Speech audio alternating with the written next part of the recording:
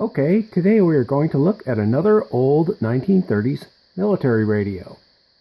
This time it's a receiver, type BC-175. This is a very early tank radio. This particular one came about in the very early 1930s and were installed in vehicles like the M1917 tank, the U.S. Army's version of the Renault FT. M1917, of course, refers to the model year of the tank, so to speak.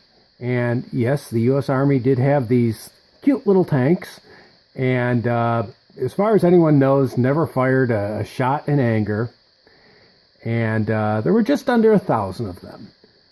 Well, a certain number of them, I don't know what percentage, but a certain number of them were converted or made into radio tanks. Essentially, they got radios. There were two different types of radio tanks. One had only a receiver, like this guy, and that was part of a set called SCR-190. Now, if it was both a transmitter and receiver, the transmitter being the BC-176, and one of these days I'll do a video on the BC-176 as well, then it was a SCR-189. The idea was the SCR-189s were more or less the command and control tanks, and the 190s were the guys listening and directing their little subgroup of tanks, typically with flags, I believe. Anyway, this is one of the radios. I don't know how many of the receivers they made. This is an early one, I think, off of the first order. The order is from June 20th, 1932. Let's bring it closer so you can see the tag. Okay, should focus nicely. There we go. Made by Westinghouse. Yes, a company that doesn't really exist too much anymore. Yeah, it's kind of in name. Oh, we got a little bit of spider webby here. This is a regenerative set. We'll open it up in a minute. And as you can see from the tuning chart here, it's one band. It covers from 2 to just under 3 megahertz. It's regenerative, and let's take a look at this thing. Well, obviously you have the antenna posts here, power switch. This knob here is for adjusting the filaments rather, and you do that by pushing this little button here on the meter. And yeah, I'm sorry that the plastic, or whatever that is, yeah, that's plastic, definitely plastic. Has very early plastic, I imagine, has kind of clouded up there. I don't know how I'm going to be able to get that clear. In any case, this little button here switches the mode of this little meter here, and there's a filament scale. And what you do is you push the button and tweak the filament knob here. Tuning right here. Direct read here, or basically you get the dial from 0 to 100. You don't get a direct frequency readout. That's what the chart's for. And yes, if you look at this, each chart is basically unique to the receiver. One of these charts would work for most of the receivers. It wouldn't be perfect, of course, but this is the chart for this receiver, serial number 114. This is the regeneration control. Now, this is the control that you kind of have to ride a bit to get the receiver to work properly. Regenerative means, of course, it's sort of like an oscillator, just on the tip of just going wild. And by riding this knob, basically you can receive a signal and really kind of amplify it, essentially, and you don't really want to get it into self-oscillation. So you fool around with this knob and get it to not howl like a madman, and back it off a little bit, and it's a very sensitive way of making a receiver. Okay, let's take a look at a little more of this. You can tell this mounts in an odd way. These ears here are actually the mounts. This would fit in a frame with a big rubber pad on these ears here, because tanks are pretty rough places to be. We've got phones here, because once again, you don't really want a speaker because it's probably way too loud.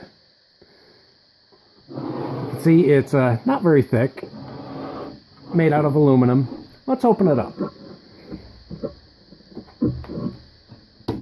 Got snap slide so you can get into it easily.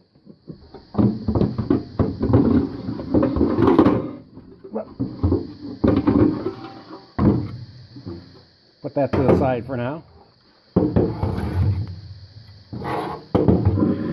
Okay, other than a bunch of the wires, which will kind of, we'll just maybe tuck those a little out of the way here. There we go. Here we have it. Very simple. There's our direct, or our non-direct read. It's just a 0 through 100 tuning dial into a capacitor. Various coils here and transformers, the back of the meter, and you can see it does have two scales. Remember about the pushing that button would get you into the filament scale. Here you can see I do not have the tubes installed in here. They are VT24s, which are more or less 864 triodes. Cute little battery things. I do have some. I just didn't install them here. I do need to do that.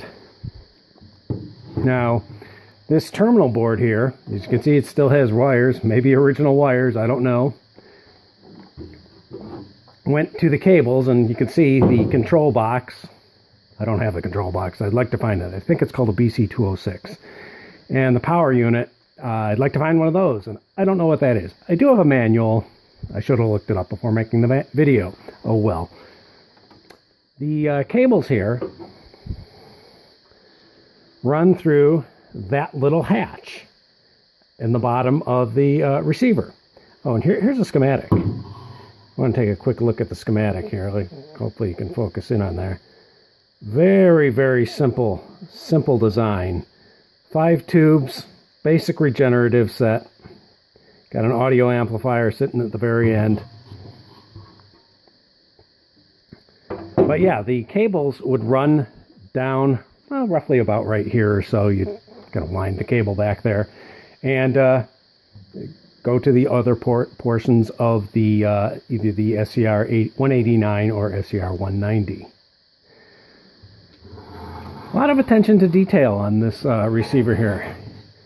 They bent these so it slides into the case easier.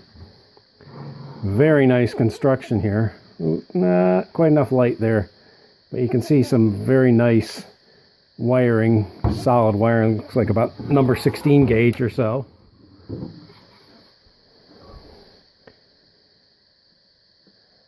Very 1930s like construction. Very 1930s like construction. Very high quality. Probably worked pretty well as a radio. See a velvet veneer, national velvet. I'll get my thumb out of the way. National velvet veneer there. Very high quality construction, typical 1930s sets.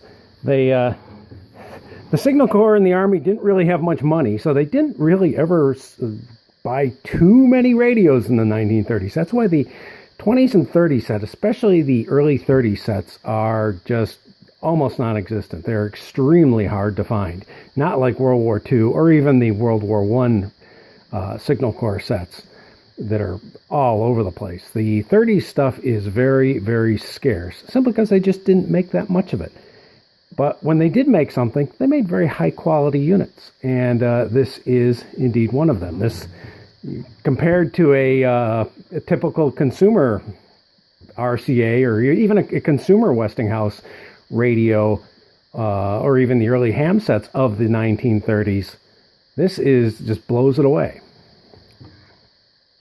So yeah, quick look at the BC-187 or 175. I'm sorry, I don't know where I come up with 187. That's a different set. BC-175 radio receiver. And yeah, I will. I'm looking for the rest of the parts of this. I do have a BC-176, which someday I'll make a video on. I still need the control box. BC-206. I remember seeing a pair of them. A friend from many, many, many years ago had a pair of them, and I don't know what he ever did with them. And I haven't talked to him in a long time. Maybe a good reason to call him up or something. I don't know. Yeah, call him up after 20 years to bother him about a couple of pieces I need. Maybe not. Anyway, I'd like to find some of the other parts of this. Now, one of the more interesting things about this particular radio, the BC-175, and the BC-176 transmitter, which incidentally looks very much like this, slightly larger. It's got these goofy knob protectors. It was turned into a horse set. Yes, you'd sling these on the side of your horse, and it'd be a radio horse. And they were the BC-227 and BC-228. And very similar design, a little bit different. They were green. Yeah, it's in the 1930s, the U.S. still used horses for radios. Now, the history of these sets is, yeah, they were pretty much all gone by the late 30s. I don't even know if they were relegated to training roles. A lot of 1930 sets in the very beginning of World War II, when, well, frankly, the U.S. Army was desperate for equipment.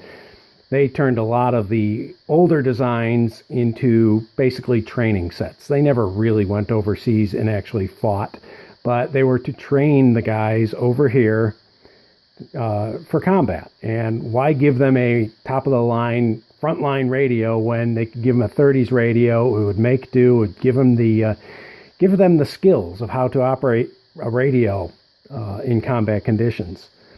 This, I don't think, was one of those radios. I do not think the SCR 189 or 190 was ever fielded in training during World War II. So yes, by the late 30s, these things were essentially gone. I guess they were probably just stockpiled and sold as surplus in the 50s, maybe in the 60s, who knows. Mine I got from various trades, yeah, and I think this particular one came off of eBay. But, yep, that's just the story with most of these 1930s sets. Okay, well, I hope you liked this video. I'll drag out some of my other 1920s and 1930s radios, military radios. I love the things. I used to collect all sorts of military radios, but I've really focused down to the 20s and 30s sets, because I just kind of think they're the neatest of the bunch. Anyway, if you like this, leave a like, maybe a comment. I don't know if there's anyone still alive that actually ever used one of these things, but hey, if you're out there, leave a comment. Tell me how it was. Maybe share this video, subscribe, watch a bunch of older videos. I do have other 1930s radio set, military radio set videos on my channel. And, okay. Thanks a bunch, and I'll talk to you later. Bye.